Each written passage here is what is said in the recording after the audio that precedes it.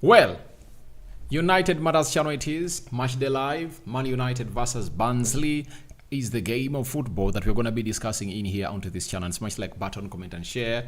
If you're watching us for the very first time, endeavor to subscribe to this channel so as not to miss out on stories that we do upload in here on a daily. And this is the channel that brings you your latest news and information about the club known as Manchester United. And we've always gone ahead, obviously love you and see to it that everything really moves on as planned. So smash that button and see to it that everything really goes on as to planned, and continue to do the needful and obviously subscribe. You know, United has gone ahead to name the starting 11 as they take on the side of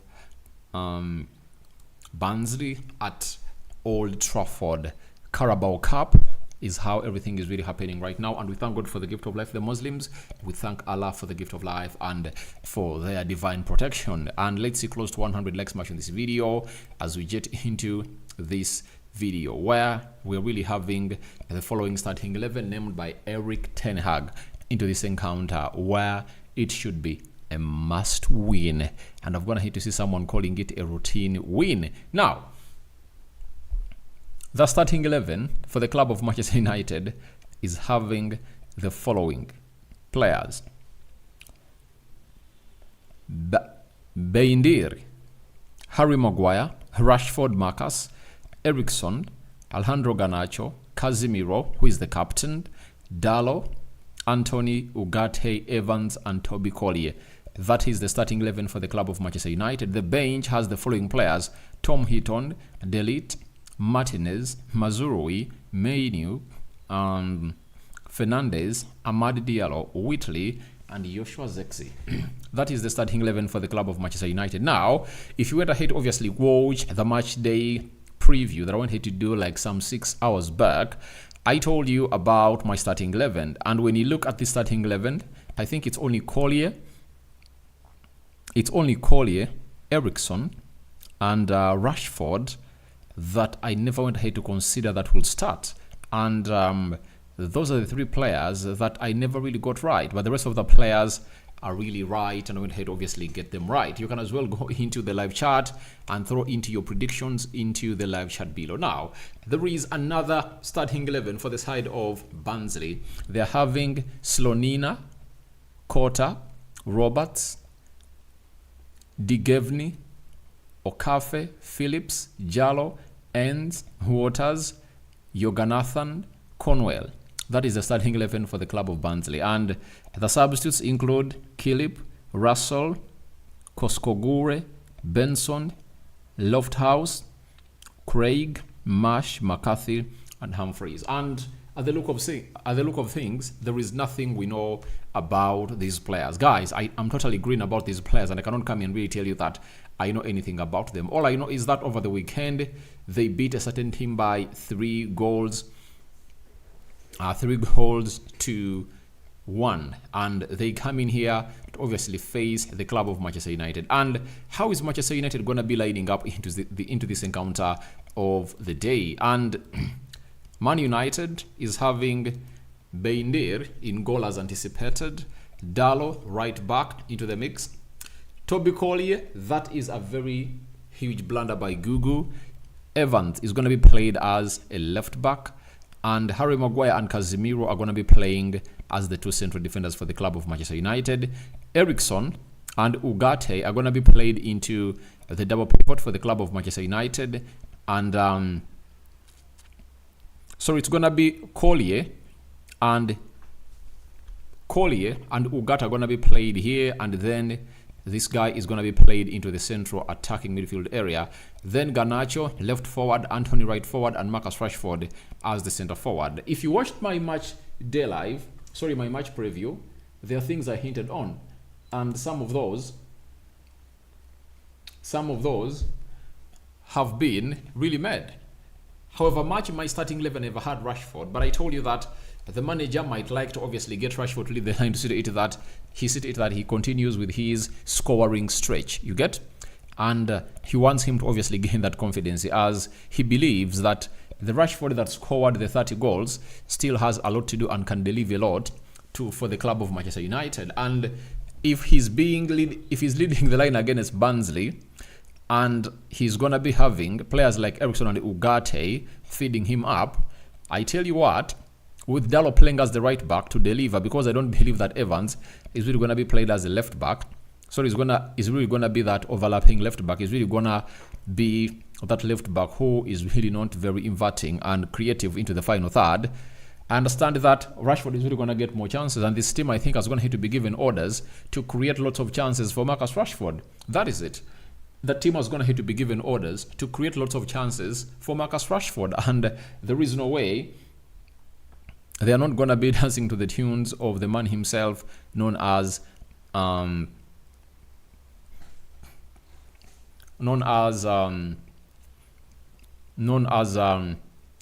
Erik ten Hag, because he's now obviously coming up with his team, and that means for the team that went ahead to play Southampton and win by 3-0, Erik ten Hag has gone ahead to make the following changes.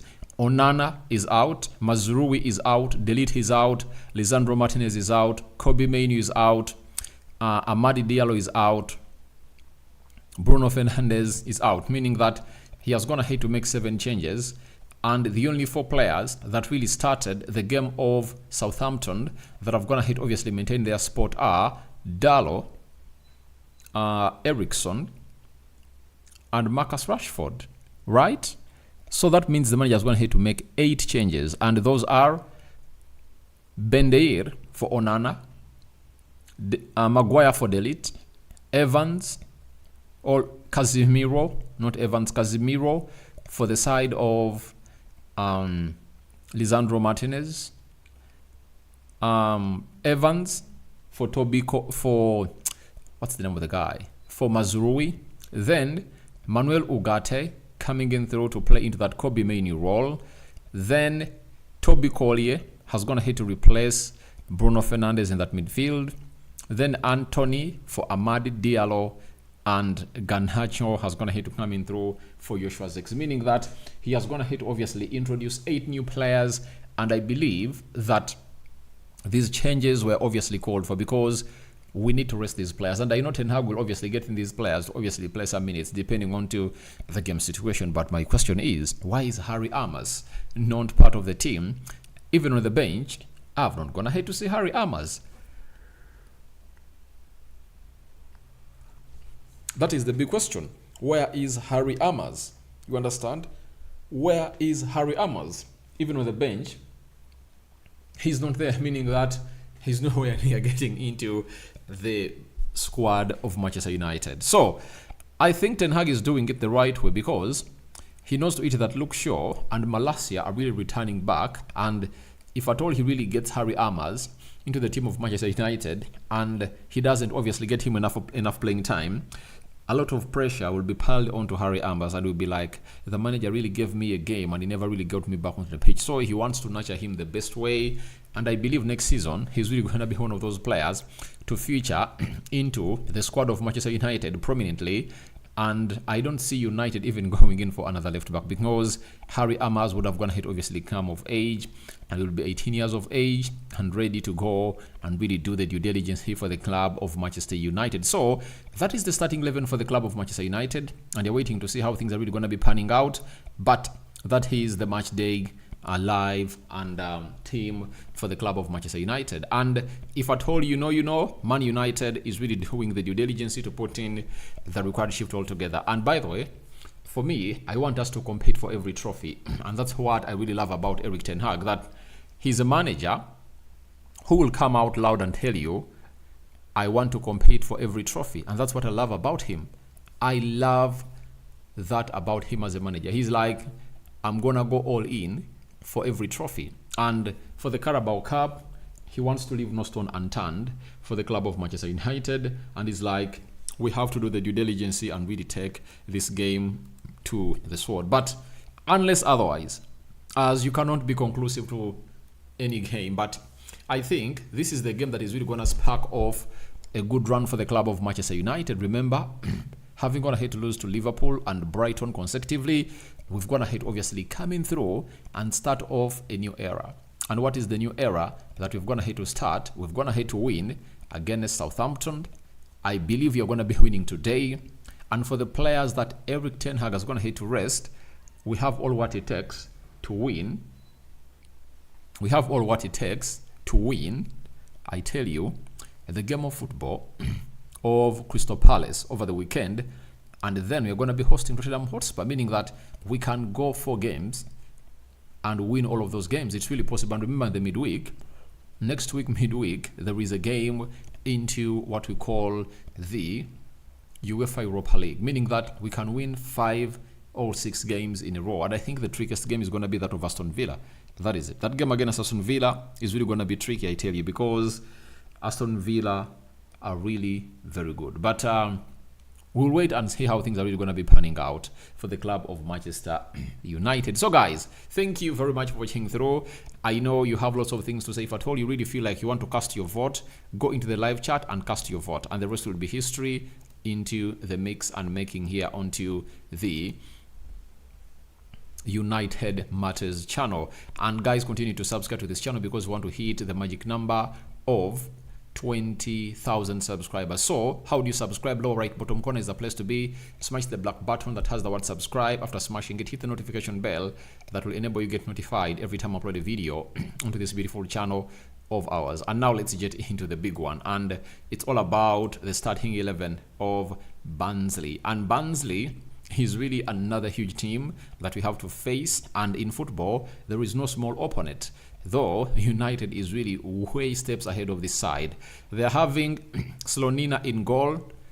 Okefe is playing as the right back, meaning that Garnacho is really going to be facing this guy, and Al is playing as the left back, meaning that Anthony is going to be playing all facing this guy. Then Rashford is going to be facing Roberts and Jevegny into the central defense, and they are playing a system of 4-1-4-1, and Jorgen Nathan is being played as a single pivot.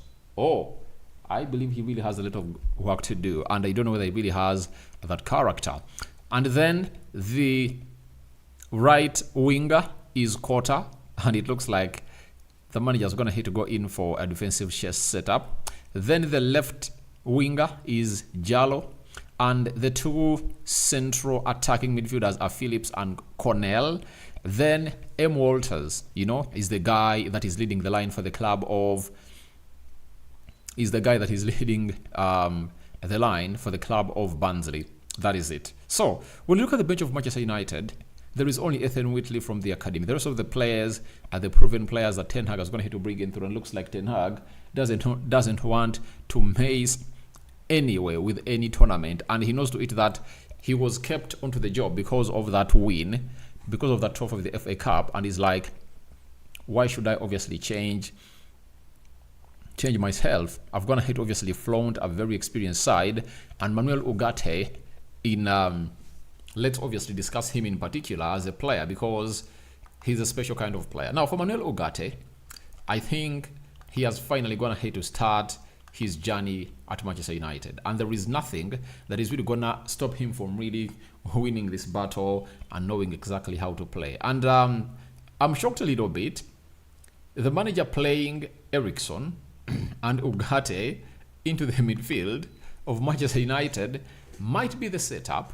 that he's really thinking of to play when you're playing against Crystal Palace. And Crystal Palace is a very aggressive team that presses hugely and a lot. So as things stand and look, I wouldn't like to see Eriksson starting that midfield, but it is really going to be hard because we already have a player known as Kobe Mainoo on the bench, and meaning that if he's benched, then all is really going to come on and really not backfire to the club of Manchester United, because the manager will be like, if Ugarte puts up a shot tonight, I tell you, he has to be into that midfield with Kobe Mainoo over the weekend. So I anticipate that Ugarte is really going to give us a show. That is it. And I just can't wait to see what Ugarte has for us, we as the fans of Manchester United, as we're going to hit to be hugely anticipating for his start, like full debut. Obviously, the manager has gone ahead, obviously, hand over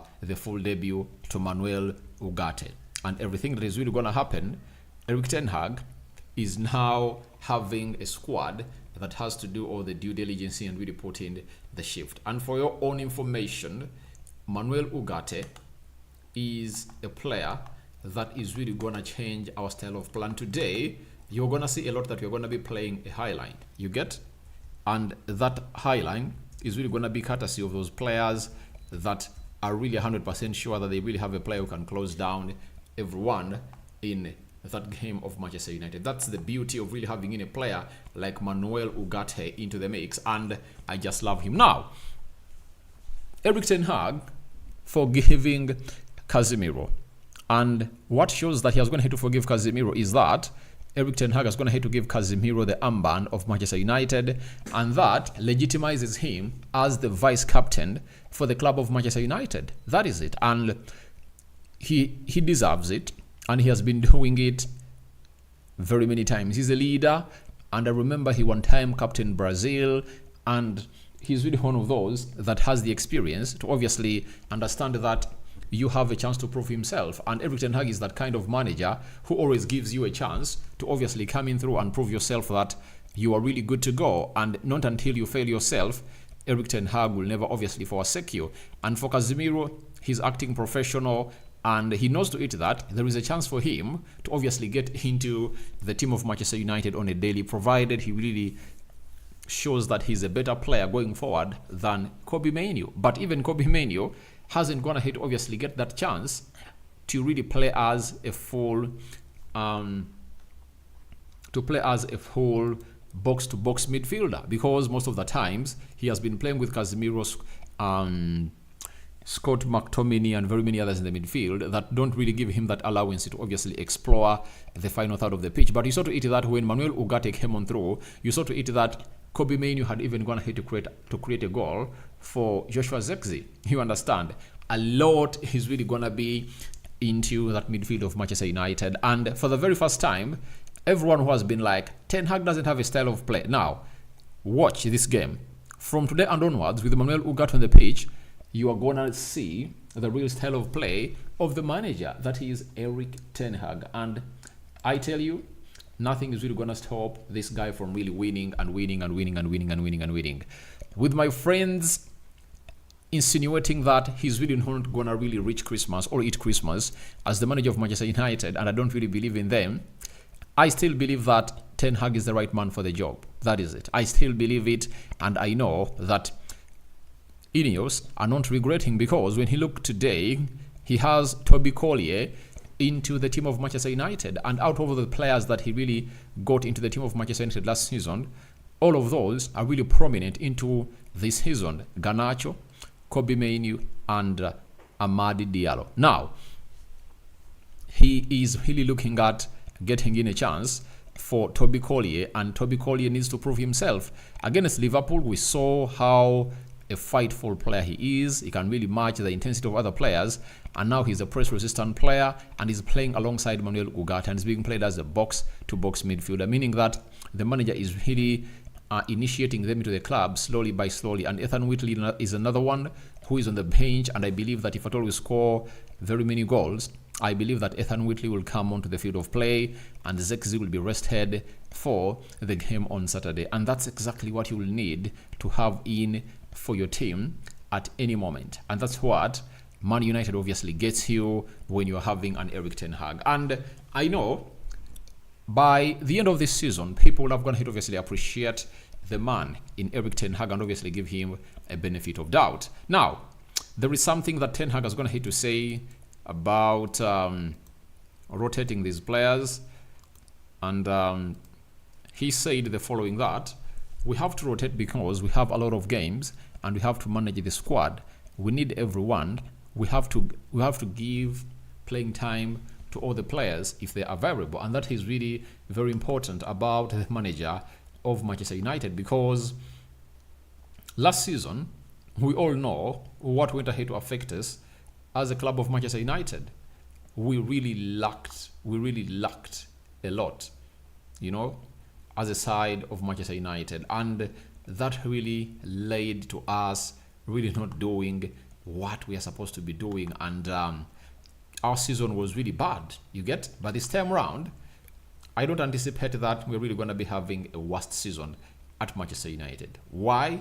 Because of the manager having these players available, and he has always gone ahead to say that we always play our best football when we really have our people around, and that's what Erik ten Hag has obviously gone ahead to say on several occasions. The media has always gone ahead obviously questioning him, and this time round he has a very beautiful squad and he has to prove a point. And I know it's a far-fetch to obviously see us competing with Man City, Liverpool, Arsenal, you understand, but I believe that with Manuel Ugarte inclusion into the team, all I know is our dominancy is really gonna be very, very huge in games. You get? Teams are not really gonna come in through and obviously go through us as they want, because we not eat that. We are having the man to shield that central defense, and he goes by the names of Manuel Ugarte. So Manuel Ugarte into the starting 11 for the club of Manchester United, and a lot is really happening for the club of Manchester United. And continue to subscribe, because anytime from now we are obviously going to be heading to Old Trafford, and you know, when the game kick starts, we obviously end what we call the match day live. And after ending the match day live, you know what happens? We obviously come in through and obviously get you the best that we deserve in as a side of Manchester United. By the way, the lineup is consistent. They're telling us that Toby Collyer is being played as a left back. I don't know really whether that is it, but even here on the lineup that was going to be put out, Toby Collyer has been played as a left back, and I'm asking, like, why are they playing him as a left back? Let Toby Collyer be played as a right back, and Dalot be played as a left back, because that's where he has been always playing. And maybe they're like, no way, we are doing that, because he came up and obviously put in the Ricardo shift all together and put in an assist. So I wait to see whether Casemiro is going to be playing in the central defense or Casemiro is going to be playing with Manuel Ugarte. If I told Casemiro is going to be playing with Manuel Ugarte, then that means I got it right. Did I get it right? Don't remember. You can remind me. Alfred Sendwe, I love how Erik ten Hag motivated players. All right, thank you. Alal Dickens, good evening, brother. 3-1 in favor of Man United. And Dickens is really one of those people that has gone ahead obviously to put in a shift to obviously be the first person to contribute for our studio that we are really trying to really rebuild. Thank you, Alal Dickens, for the love and support. Thank you, my brother. And if at all you want to do that, you can really go ahead and obviously contact me on this number, +256 70 3 244 292. That is it. Godfrey Ochan, I love how Ten Hag is doing his things. All right, thank you. Then Emmanuel Tumukunde, Erik ten Hag must stand one. Why should he? You're not going to give me the reason, but the game of football is starting on, and let me end the poll. My prediction is 3-0 for the club of Manchester United, though I know we can go gang-ho. But there is a 2% that is really saying that United is losing the game, and I don't want to be conclusive because I respect the game of football. A result can go either way in a game like this. And Wire says United 3, Barnsley 0, and 98% are really calling in for a United win. So guys, thank you very much for watching through. We thank God for the gift of life. We thank Allah for the gift of life, and we sign out for now. See you later, as Barnsley are really attacking towards it's called the straightforward end. And obviously, a cross is going to be put in through, and Man United have gone ahead to defend very well in numbers. Garnacho winning possession, and Evans is obviously doing the due diligence. And guess what? Barnsley is really trying to attack us left, right, and center, and they're really having a very good possession sense. So let's wait and see what is really going to be coming out of this game of football. And we out. Then Freddy Olo says must win for the club of Manchester United. We'll return with a match day live out of the game of football. Has gone ahead obviously come.